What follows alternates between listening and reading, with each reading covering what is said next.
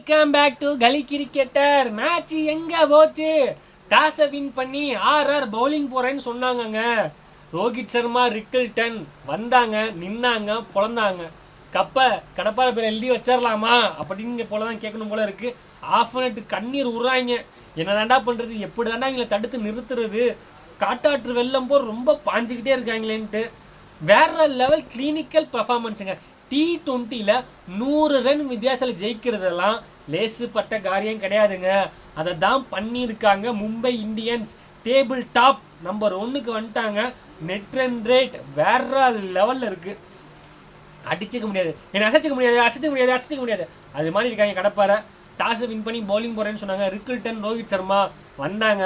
Slow and ஸ்டெடியாக start பண்ணாங்க. First ஒரு வெறும் 2 ரன் தான். அதுக்கப்புறம் இடி இடிச்சாங்க. ரோஹித் சர்மா 50+, ரிக்கில்டன் 50+. அடுத்து 1 டவுன் சூரியகுமார் யாதவ் வந்தார், அவர் ஒரு 48. பாண்டியா வந்தார், அவர் ஒரு 48. அப்படிங்கிற மாதிரி ஒரு தரமான இன்னிங்ஸ் ஆடிட்டு 200+ அடிச்சுட்டாங்க.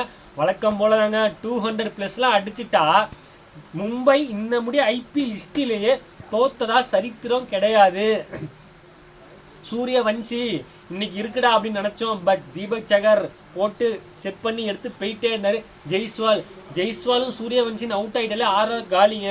மற்றபடி சொல்லிக்கிற மாதிரிலாம் யாரும் இல்லைங்க. நீங்கள் சொல்லலாம், ரியான் பராக் இருக்காரு, நிதிஷ் ராணா இருக்காரு, இக்மேர் இருக்கார், ஜூரல் இருக்கான்னு எல்லாம் இருக்காங்க. பர்ஃபார்ம் பண்ணிட்டு இருக்காங்களா?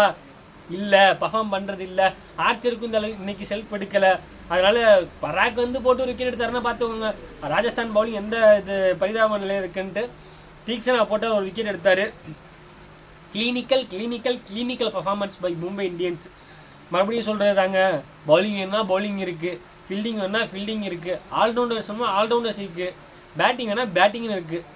ஆக்சுவலாக அவங்க வந்து வெளியே யார் பேட்டிங்கில் வெயிட் பண்ணுறா? திலக் வர்மா, வில் ஜாக்ஸு, போஷு, அதாவது இதுவே ஒரு பெரிய படை நம்மந்தீர்னு சொல்லிட்டு இன்னும் இதுக்கப்புறம் இருக்குது லிஸ்ட்டு.